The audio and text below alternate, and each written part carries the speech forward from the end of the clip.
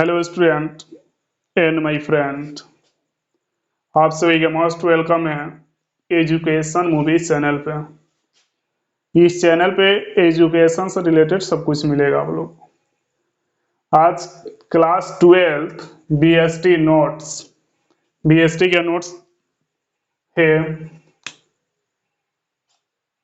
ये जो नोट्स तैयार किया गया है एनसीईआरटी प्लस एसपीपीटी दोनों बुकों से तैयार किया गया है एग्जाम के लिए। बीएसटी का नोट्स है, देखिए इसमें सबसे पहले क्वेश्चन है। देखिए दो तीन क्वेश्चन है जिसका आंसर एक ही होगा, यानी दो तीन क्वेश्चन किसी भी तरह से घुमा फिरा कर एग्जाम में क्वेश्चन पूछे, आंसर वही लिखना है। क्योंकि एग्जाम में बहुत घुमा फिरा कर क्वेश्चन पूछता है, लेकिन उस चक्कर में नहीं पड़ना है। कितना भी घुमाए फिराए उस चक्कर में नहीं पड़ना है, यानी बुलाती है मगर जाने का नहीं। उसी तरह एग्जाम में भटकाएगा लेकिन भटकने का नहीं। क्वेश्चन है फर्स्ट नंबर, प्रबंध से क्या अभिप्राय है। प्रबंध से क्या अभिप्राय है, इसका भी आंसर। अब प्रबंध को परिभाषित कीजिए, इसका भी आंसर। अथवा प्रबंध का अर्थ बताइए, इसका भी आंसर। तीनों का आंसर एक ही होगा। तीन क्वेश्चन है, तीनों का आंसर एक ही लिखना है। ऐसे तो प्रबंध की परिभाषा सिंपल में, जिसके पास दूसरे व्यक्तियों से कार्य कराने की क्षमता रहती है उसको बोलते हैं प्रबंधक। देखिए प्रबंध का डिफिनीशन बहुत शॉर्ट होता है। प्रबंध जो होता है ना, दूसरे व्यक्तियों से कार्य कराने की कला है, यह खुद करने की भी कला है। देखिए प्रबंध का डिफिनीशन दूसरे व्यक्तियों से कार्य कराने की कला इतना शॉर्ट है, लेकिन इतना लॉन्ग जब लिखेंगे ना अच्छा नंबर आएगा। ये नहीं कि डिफिनीशन आप लोगों को पहले से पता है कि प्रबंध दूसरे व्यक्तियों से कार्य कराने की कला है, तो वही वो तो सही है, लेकिन उसका इसका परिभाषा ये भी हो सकता है। प्रबंध का अर्थ पूछे तभी यही बताएंगे, अभिप्राय पूछे तभी यही बताएंगे। प्रबंध के महत्व यानी कुछ भी पूछे यही। उसके बाद जो टॉपिक लिखवाया जाता है, तीन चार टॉपिक, अगर दीर्घ उत्तरीय है तो वो टॉपिक डालना पड़ेगा। और दो नंबर का है तो फिर इतना ही लिख देंगे, दो तीन का है इतना लिखेंगे चलेगा। दो का है तो निश्चित चलेगा। तो ये आंसर है, प्रबंध संस्था के उद्देश्यों को स्थापित करने, यानी संस्था के जो है उद्देश्यों को स्थापित करता है। यानी संस्था के अंतर्गत क्या होगा, प्रबंध ही स्थापित करता है। स्थापित करने, मानव शक्ति के साथ अन्य संसाधनों का। मानव शक्ति के साथ के मतलब होता है कि वर्कर लोग से कैसे काम लेना है, वर्कर के साथ साथ अन्य संसाधनों में भौतिक कार्य जैसे मशीनरी वगैरह के सबको कैसे यूज करना है, वो सब प्रबंध ही बताता है। अन्य संसाधन में वो आ जाएगा, कच्चे माल को कैसे तैयार करना है, कच्चे माल कहाँ से मंगाएंगे, उसे प्रोडक्ट को कैसे तैयार करना, वो सब अन्य संसाधन में आ जाएगा। उसके बाद है का उपयोग और समन्वय। देखिए समन्वय, समन्वय में देखिए प्रबंध की कोई भी ऐसा काम नहीं हो जो कोई एक व्यक्ति कर सके, सामूहिक में ही करना पड़ता है। और जहां पे समूह की बात आ जाए वहां पे समन्वय के बिना चलने वाला नहीं है, तो समन्वय भी प्रबंध ही लगता है। करने तथा अंत में लक्ष्यों की प्राप्ति की एक गतिशील प्रक्रिया है। अंत में यानी प्रबंध के अंत में कार्य यानी लक्ष्यों की प्राप्ति प्रबंध ही कराता है। देखिए लक्ष्य के निर्धारित प्रबंध ही करेगा, लक्ष्य को प्राप्त भी प्रबंध ही कराएगा।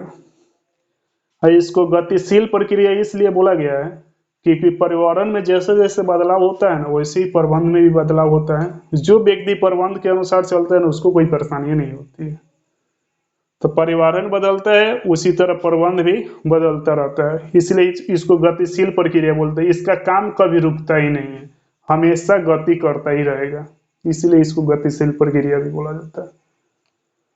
एक बार और, प्रबंध संस्था के उद्देश्यों को स्थापित करना, मानव शक्ति के साथ अन्य संसाधनों का उपयोग और समन्वय करने तथा अंत में लक्ष्य की प्राप्ति की एक गतिशील प्रक्रिया है। देखिए तीन क्वेश्चन का एक ही आंसर हो, कैसे भी घुमाकर एग्जाम में प्रबंध के बारे में पूछे, ये आप लोग लिख दिएगा, निश्चित आंसर सही होगा, नंबर मिल जाएगा।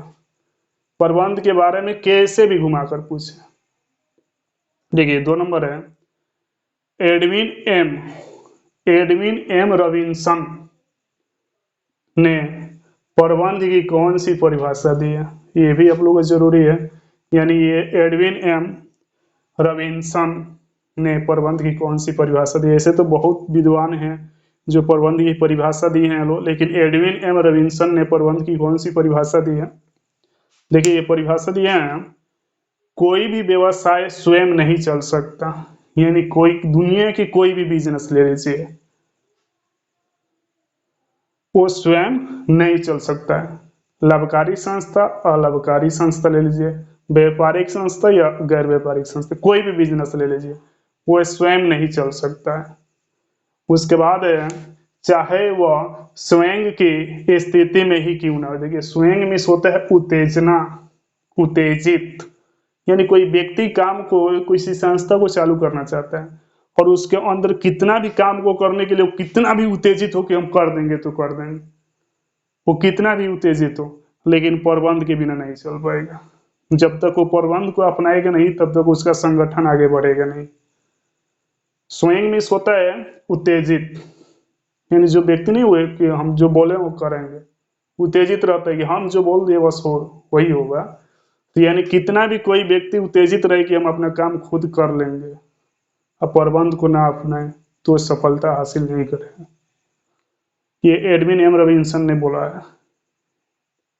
देखिए 3 नंबर क्वेश्चन है, प्रबंध में प्रभावशीलता से क्या अभिप्राय है?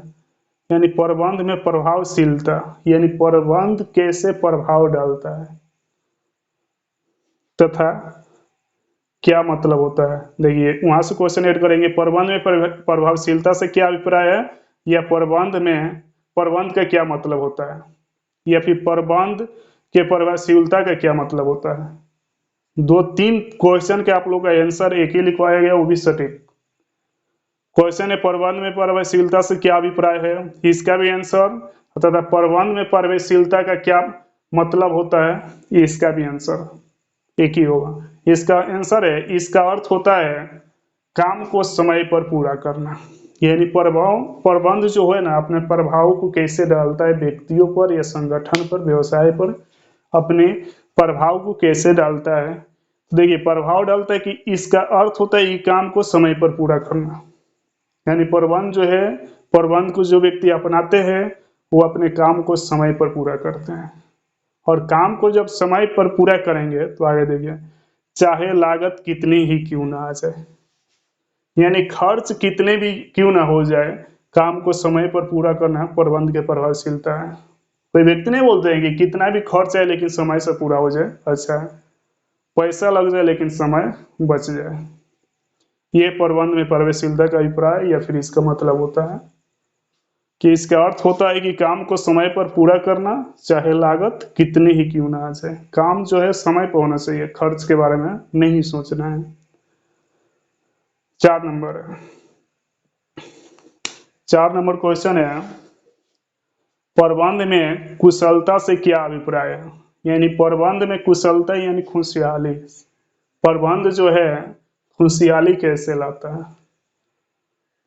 तथा कुशलता को किस प्रकार बढ़ाता है। देखिए कुशलता से क्या अभिप्राय है, या फिर प्रबंध कुशलता को कैसे बढ़ाता है, या फिर क्वेश्चन ये भी हो सकता है कि प्रबंध के द्वारा संगठन में खुशहाली कैसे आती है, या प्रबंध के द्वारा संगठन में कुशलता कैसे बढ़ती है। तरह तरह के क्वेश्चन आएगा एग्जाम में जो रहता है ना, वो बिल्कुल क्वेश्चन देखिए, क्वेश्चन वही रहेगा, थोड़ा सा बदल देता है लोग, कलरफुल कर देता है लोग।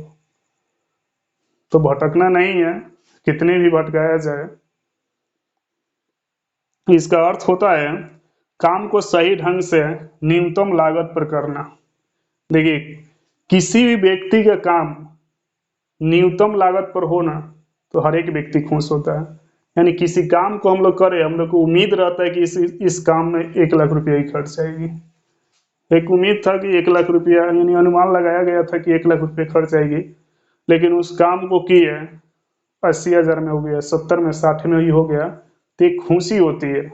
इसी को बोलते हैं कुशलता। यानी प्रबंध जो है कुशलता को भी बढ़ाता है। यानी सबसे पहले तो काम को भी सही ढंग से करना है, उसके बाद न्यूनतम लागत पर कर देना है, यानी कम खर्चों पे करना है। आगे है, तथा संस्था की गतिविधियों को बेहतर करना, यानी संस्था की गतिविधियों को बेहतर करने का मतलब है कि संस्था में जितने भी कार्य हो रहे, जो भी गति हो रही है, वो जो भी गति हो वो लक्ष्य की ओर ही हो, लक्ष्य को प्राप्त करने वाला मार्ग पे ही हो, उससे भटक के अलग ना हो। इसको बोलते हैं संस्था की गतिविधियों को बेहतर करना। 5 नंबर क्वेश्चन है, कार्य का प्रबंध से क्या अभिप्राय है, यानी कार्य का प्रबंध से क्या अभिप्राय है, किसी भी कार्य में प्रबंध की क्यों जरूरत है। 2 क्वेश्चन है, कार्य का प्रबंध से क्या अभिप्राय है, यानी किसी भी काम को जब करते हैं ना तो उसमें प्रबंध की क्यों जरूरत है। क्वेश्चन यही है कि हम लोग संगठन के अंतर्गत कोई भी काम करना चाहते हैं तो आखिर प्रबंध को अपनाना क्यों पड़ता है। तो ये प्रबंध को अपनाने का, यानी प्रबंध किसी भी कार्य को लक्ष्य की प्राप्ति वाले मार्ग पर चलाता है। अब देखिए, कोई भी काम करेंगे तो प्रबंध को अपनाने का मेन कारण यही होता है कि प्रबंध जो है ना, लक्ष्य की प्राप्ति वाला जो मार्ग होता है उससे भटकने नहीं देता है, उससे हटने नहीं देता है। वो लक्ष्य, यानी जिस जिस मार्ग से लक्ष्य के पास पहुंचा जाएगा उसी मार्ग पे वो लेके जाता है। तो इसीलिए बोला जाता है कार्य के प्रबंध से क्या अभिप्राय है। इसका अभिप्राय यही होता है कि प्रबंध जो है वो सही मार्ग बताता है कि लक्ष्य को कैसे प्राप्त किया जाए। तो इसीलिए हर एक काम को करने के लिए प्रबंध की जरूरत है। प्रबंध के बिना किसी भी काम को पूरा किया ही नहीं जा सकता है। काम पूरा भी होगा तो वो लक्ष्य के लायक नहीं काम होगा, यानी उस काम के द्वारा लक्ष्य के पास नहीं पहुंचा जाएगा जब तक प्रबंध को ना अपनाया जाए। 6 नंबर क्वेश्चन है, लोगों का प्रबंध से क्या अभिप्राय है। देखिए, पहले था कि कार्य का प्रबंध से क्या अभिप्राय है, यानी किसी भी काम में प्रबंध की क्यों जरूरत पड़ती है। नेक्स्ट क्वेश्चन हो गया कि अब लोगों को प्रबंध की जरूरत क्यों पड़ती है। पहले कार्य को प्रबंध की क्यों जरूरत और लोगों को प्रबंध की क्यों जरूरत। क्वेश्चन ये है, आंसर होगा कर्मचारियों को अलग अलग आवश्यकताओं, देखिए जितने भी संगठन में कर्मचारी रहते हैं उनकी आवश्यकताएं अलग अलग होती है, यानी जितने व्यक्ति हैं सबका, देखिए पहले तो एक संगठन का लक्ष्य होता है, उसको पूरा करने में सब व्यक्ति जुटे रहते हैं, लेकिन सभी जितने भी वर्कर हैं, प्रबंधक है, उच्च स्तरीय, निम्न स्तरीय, मध्य स्तरीय वाला, उसके नीचे कर्मचारी वगैरह जो है लो, वर्कर जो है लो, सबका एक लक्ष्य होता है। तो यानी अलग अलग आवश्यकताएं, ये सब लोगों की अलग अलग आवश्यकताएं होती है। और व्यवहार वाले व्यक्तियों को एक कर समूह में कार्य करवाता है। देखिए, जब आवश्यकताएं अलग अलग है तो व्यवहार भी अलग अलग। ऐसा नहीं है कि 10 व्यक्ति है, 10 व्यक्ति का व्यवहार एक ही हो। तो व्यवहार 10 व्यक्ति का व्यवहार अलग होने के बावजूद भी प्रबंध ही है जो 10 व्यक्ति में एकता की भावना उत्पन्न करता है और समूह में कार्य को करवाता है। क्योंकि प्रबंध के थ्रू चला जाए तो संगठन के अंतर्गत कोई भी ऐसा काम नहीं हो जो एक व्यक्ति अकेले कर सके। तो जब 10 व्यक्ति एक काम को करेंगे तो उस 10 में एकता लाना पड़ेगा, यानी किसी काम को समूह के द्वारा पूरा करना है तो निश्चित है कि एकता की जरूरत है। तो वहां पे भी लोगों में उस समय प्रबंध की जरूरत पड़ जाती है, क्योंकि प्रबंध के द्वारा ही लोगों को उत्तेजित किया जाता है कि काम को ऐसे करना है, और उन लोगों में एकता लाया जाता है कि आप लोग जो भी हैं, जिस जाति के भी, अलग अलग जाति के हैं, आप लोग की अलग अलग आवश्यकताएं भी होगी, जो भी हो उस सबको एक समान मान, वो अलग अलग लोग की आवश्यकताएं जो है वो संगठन के बाहर रखिएगा लो, नहीं तो आप लोग याद रखिएगा लो। तो लेकिन यहाँ पे आप लोगों को संगठन के लक्ष्य को ही याद रखना है, ये नहीं कि अपनी आवश्यकताएं के लिए आप लोग 10 आदमी एक दूसरे से भिड़ जाइएगा लो। वहाँ बस बहुत तरह की बातें समझाई जाती है और एकता लाया जाता है, वो सब प्रबंध ही करता है। प्रबंध करने के मतलब जो प्रबंधक करते हैं लोग, जो प्रबंध के बारे में जो व्यक्ति जान जाता है उसी को प्रबंधक बोला जाता है। देखिए, नेक्स्ट क्वेश्चन है 7 नंबर, प्रबंध को एक सामूहिक क्रिया क्यों कहा जाता है। यानी प्रबंध की जरूरत तो सभी कार्यों में पड़ती है, लेकिन इसको सामूहिक क्रिया क्यों बोला जाता है? आंसर होगा क्योंकि प्रबंध संस्था के उद्देश्यों को प्राप्त करने के लिए, प्रबंध जो है प्रबंध के द्वारा ही संस्था के उद्देश्य को प्राप्त किया जाता है, यानी प्राप्त करने के लिए व्यक्तियों को समूह के रूप में कार्य करवाता है। प्रबंध को एक सामूहिक क्रिया क्यों कहा जाता है? देखिए, सामूहिक क्रिया यानी प्रबंध का जितना भी काम हो, देखिए इसका डेफिनेशन एक और हो सकता है कि प्रबंध का जितना भी काम हो कोई एक व्यक्ति नहीं कर सकता है, उस काम को करने के लिए व्यक्तियों की समूह की जरूरत पड़ती है, इसीलिए प्रबंध को सामूहिक क्रिया कहा जाता है। ये भी हो सकता है, या फिर जो लिखा गया है क्योंकि प्रबंध संस्था के उद्देश्य को प्राप्त करने के लिए व्यक्तियों को समूह के रूप में कार्य करवाता है। क्योंकि संस्था के जो उद्देश्य होता है, देखिए संस्था का जो उद्देश्य होता है, लक्ष्य जो होता है, उसको कोई एक व्यक्ति यानी फिर या उसका मालिक चाहे तो अकेले हासिल नहीं कर सकता है। और संस्था के लक्ष्य को प्राप्त करने के लिए उसमें लाखों वर्कर काम करते हैं, तो लाखों वर्कर को एकता लाकर व्यक्तियों के समूह के रूप में कार्य करवाता है, तब संस्था जो है अपने लक्ष्य को प्राप्त करती है।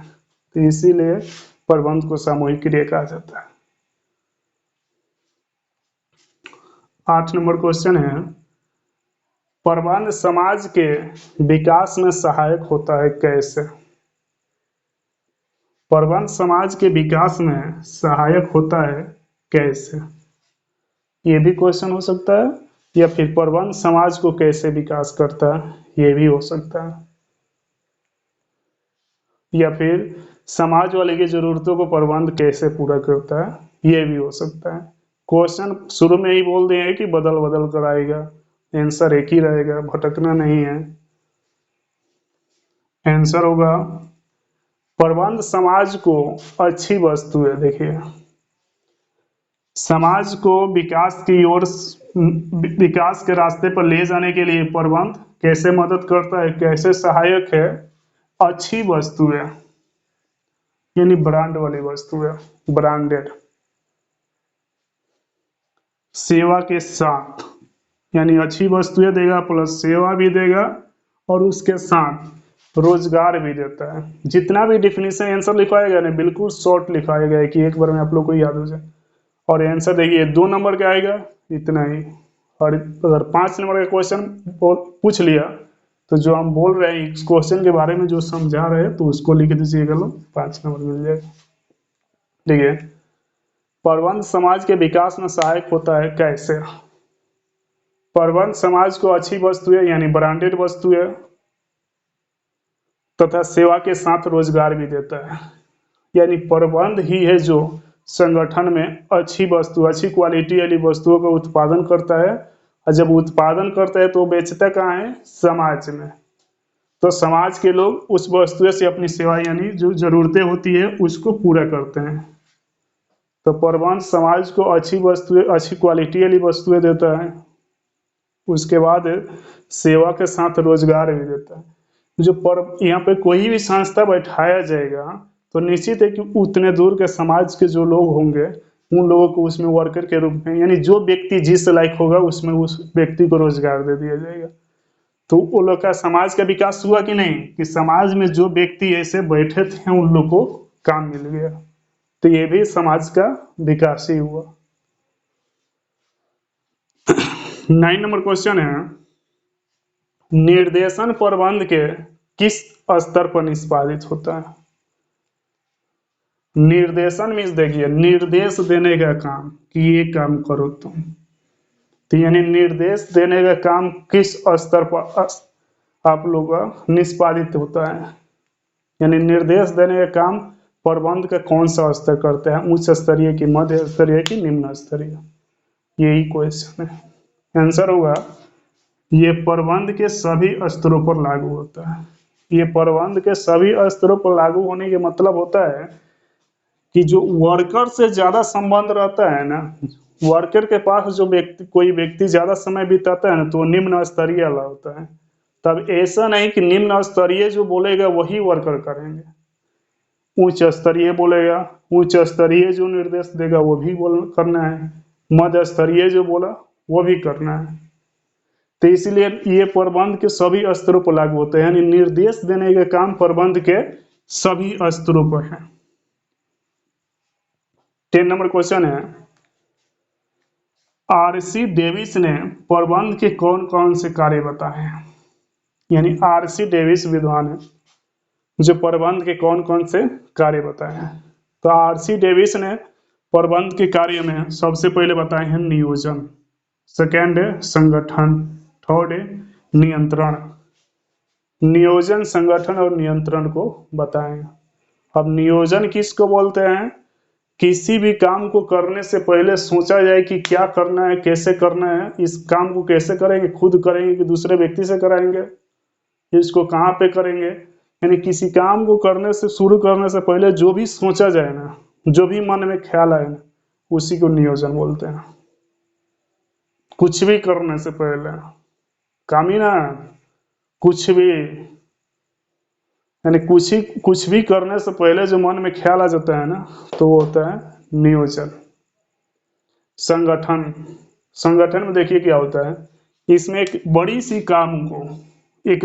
काम को छोटे छोटे टुकड़ों में विभाजित कर दिया जाता है। यानी संस्था के जो लक्ष्य को प्राप्त करने के लिए ऐसा नहीं है कि एक ही काम को करके उसके लक्ष्य को प्राप्त कर लिया जाता है। उस लक्ष्य को प्राप्त करने के लिए बहुत सारे कार्य करना पड़ता है। तो उस जो कार्य होते हैं उन लोग उस कार्य को छोटे छोटे टुकड़ों में विभाजित कर दिया जाता है, और छोटे छोटे टुकड़ों में विभाजित करके अनुभवी व्यक्तियों को सौंप दिया जाता है कि आपको जिस व्यक्ति को जिस कार्य के बारे में जानकारी रहती है, उस व्यक्ति को कार्य दे दिया जाता है। तो वो काम होता है संगठन के अंतर्गत। उसके बाद है नियंत्रण। नियंत्रण में व्यक्ति को ऊपर नियंत्रण रखा, यानी देख रेख किया जाता है कि जो हम काम सौंपे हैं वो काम सही से हो रहा है कि नहीं, यानी लक्ष्य को प्राप्त करने के लायक वो काम हो रहा है कि नहीं, इसको बोलते हैं नियंत्रण। नियंत्रण में व्यक्ति नियंत्रण रखता है, यानी देख रेख करता है और प्लस बताता भी है कि काम को ऐसे करना है, इसको बोलते हैं नियंत्रण। नियंत्रण का मतलब ये नहीं होता है कि बोल दिया गया है कि तुमको नियंत्रण करना है, यहाँ पर देख रेख करना है, तो सिर्फ देखेंगे, जो गलती करेगा उसको सजा देंगे, वैसा कुछ नहीं होता। नियंत्रण का मतलब होता है कि आपको इस काम के बारे में जानकारी है, तो जिस व्यक्ति को नहीं आ रहा है उसको बताएं, उसे बोलते हैं नियंत्रण। नेक्स्ट है प्रबंध नरम विज्ञान है कैसे। ये बहुत जरूरी है, इंपॉर्टेंट क्वेश्चन है आप लोगों का। प्रबंध नरम विज्ञान है कैसे? प्रबंध नरम विज्ञान है क्योंकि इसके सिद्धांत बहुत कठोर नहीं है। नरम इस मुलायम, हम मुलायम वस्तुओं को अपनी आवश्यकता अनुसार जैसे चाहे वैसे हम बना सकते हैं। उसी तरह प्रबंध भी है, हम लोग को जिस रास्ते में जैसी जरूरत पड़ती है ना, वैसे प्रबंध से हम लोग को ज्ञान मिल जाता है। तो इसीलिए इसको कठोर नहीं बोला जाता है। विज्ञान का जो सिद्धांत होता है ना, बहुत कठोर होता है, लेकिन प्रबंध के जो सिद्धांत है कठोर नहीं होते हैं। आवश्यकताओं के अनुसार सिद्धांत को बदला जा सकता है, जैसे जरूरत वैसे सिद्धांत को बनाया जा सकता है। इसीलिए प्रबंध के जो सिद्धांत होते हैं वो कठोर नहीं होते हैं, जिसके चलते प्रबंध को नरम विज्ञान बोला जाता है। प्रबंध तो विज्ञान है ही, ये तो हम सब जानते हैं कि प्रबंध विज्ञान और कला दोनों है। उसके बाद है क्या प्रबंध एक पेशा है। देखिए पेशा के बारे में 2 लाइन में ही आप लोगों को बता दिया गया है, और पेशा के बारे में आप लोग कम से कम नहीं लिखाया गया तो हाफ पेज से ज्यादा ही लिखवाया गया होगा, लेकिन 2 लाइन में भी समझ में आ जाएगा। प्रबंध एक पूर्ण पेशा नहीं है। देखिए प्रबंध भी एक पेशा है, लेकिन पूर्ण रूप से यानी पूरी रूप से पेशा नहीं है, जिसको इसको पेशा अभी तक नहीं बोला गया है। किसी किसी देश में अभी इसको पेशा मान लिया गया है, लेकिन किसी किसी देश में इसको अभी पूर्ण रूप से पेशा नहीं बोला गया है। पेशा देखिए इसको इसलिए नहीं बोला जाता है ना, क्योंकि प्रबंध को पढ़कर और एक डिग्री मिल जाए और उस डिग्री से अपना व्यवसाय शुरू कर दे, ऐसा कुछ नहीं कि प्रबंध के बारे में जानकारी कर ले और डिग्री मिल गया तो उसका हम पेशा शुरू कर दे। आगे है, क्योंकि प्रबंधक बनने के लिए ऐसी कोई डिग्री नहीं है जिसे सार्वभौमिक मान्यता प्राप्त हो। देखिए जो व्यक्ति प्रबंध के बारे में जान जाता है उसको प्रबंधक बोलते हैं। अब प्रबंधक बनने के लिए प्रबंध के पास ऐसे कोई डिग्री नहीं है कि प्रबंधक को अपना डिग्री दे दे, और उसे कोई डिग्री नहीं है जिससे सार्वभौमिक मान्यता प्राप्त हो जाए। यानी किसी व्यक्ति के पास अगर प्रबंध का डिग्री हो जा रहा है तो हम ये ऐसे नहीं बोल सकते कि वो प्रबंधक बन गया। यानी किसी डिग्री के अनुसार कोई व्यक्ति प्रबंधक नहीं बन सकता है, जिसके चलते इसको पेशा नहीं बोला जाता है। प्रबंधक बनने के लिए आपको तो सबसे पहले पढ़ना पड़ेगा, और पढ़ने के साथ साथ क्या करना, कंपनी में ज्वाइन वगैरह करके उसके बाद उस लाइन में थोड़ा सा काम करना पड़ता है। तो इसीलिए प्रबंध को पूर्ण रूप से पेशा नहीं बोला जाता है, क्योंकि प्रबंध एक पूर्ण पेशा नहीं है, क्योंकि प्रबंधक बनने के लिए ऐसी कोई डिग्री नहीं है। यानी जो काम डिग्री के अनुसार प्राप्त हो जाता है ना, उसे बोलते हैं पेशा। लाइट कट जाने की वजह से थोड़ा वीडियो